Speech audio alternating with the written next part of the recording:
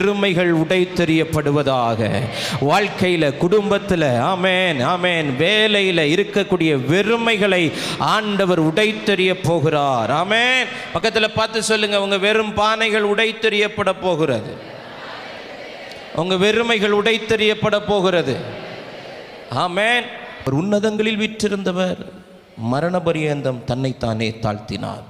வெறுமை இல்லை அவரிடத்தில் வெறுமையும் இல்லை. தெய்வத்தினுடைய பரிபூரணம் எல்லாம் அவருக்குள் சம்பூரணமாக இருந்தது. வெறுமையும் இல்லை, பெருமையும் இல்லை. அவரை ஆராதிக்கிற நமக்குள்ளும் வெறுமையும் இருக்கக்கூடாது, பெருமை. எவ்வளவு உயரத்துக்கு போனாலும் தாழ்மையோடு இருக்க கற்றுக்கொள்வோம்.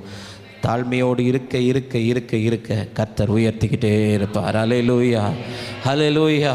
கொஞ்சம் பணம், கொஞ்சம் வசதி, கொஞ்சம் பகட்டு, கொஞ்சம் அது, கொஞ்சம் இது அப்படி வந்து ஆமீன், கொஞ்சம் பெருமை தலை தூக்கிடுச்சுன்னு வைங்களேன், ஒரே தட்டி கீழே போட்டுருவார். ஆமேன், ஹல்லேலூயா.